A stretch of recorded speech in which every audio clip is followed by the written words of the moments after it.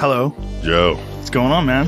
Man. Good to see you. Thanks. I feel a little overdressed. Sorry about You this. look good. Oh, look at that. A little bit of Starry Night there. Yeah, you're really into that, huh? Oh, yeah, I got. That's what's on your phone. So you remembered, yeah. Yes. Yeah, it's on the phone. Starry Night. What you know what I like about Starry Night? It's not what Van Gogh saw that night. It's what he felt. How do you know what he felt? Because this is not a representation of reality. Oh, okay. And anything that deviates from reality is reality that has filtered through your senses.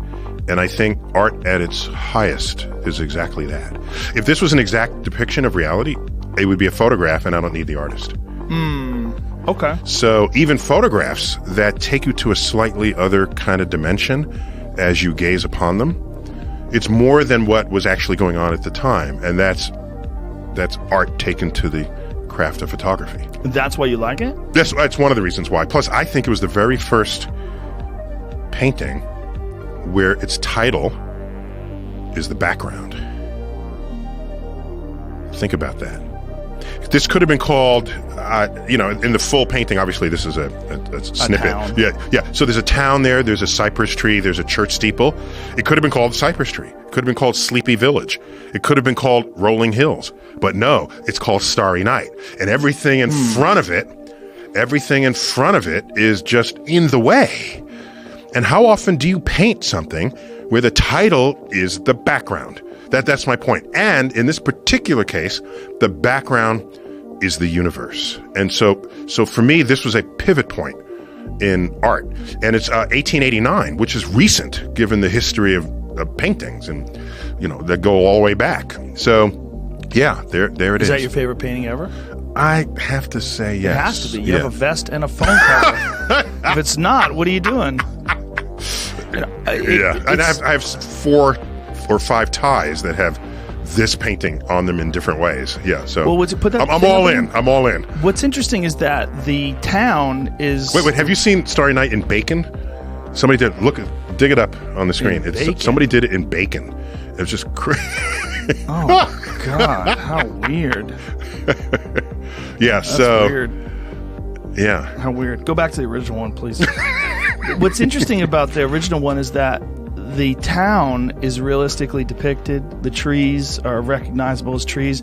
If you ever saw a sky that looked like that, the end would be here. Yeah, exactly. Those Plus, that swirling is not wind and it's not clouds, because if it was clouds, you wouldn't see the stars. Right. What is it?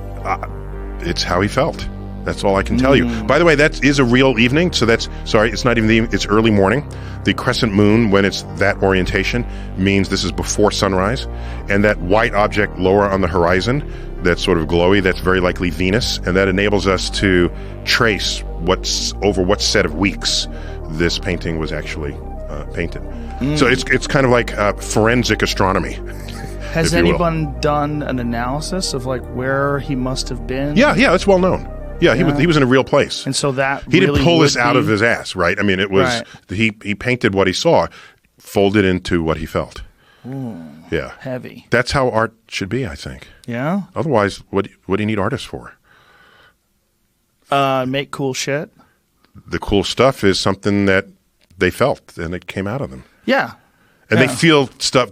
Artists feel the natural world in ways different from the rest of us.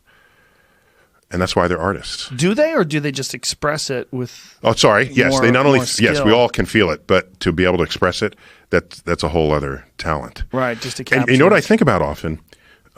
Why do we all know who Paul Revere is? All right, we it's a household name. Yet, is there any other war ever fought in the history of the world where a household name is the name of the person who told other people the enemy was coming? We can mention his name, but we can't list the generals that all fought in that war. Why? It's because a poem was written about him. And he had this mundane job, let me tell people the enemy is coming. And so the artist, in this case the poet, elevated the mundane to something that forces you to reckon it with your understanding of this world. What's Joyce Kilmer's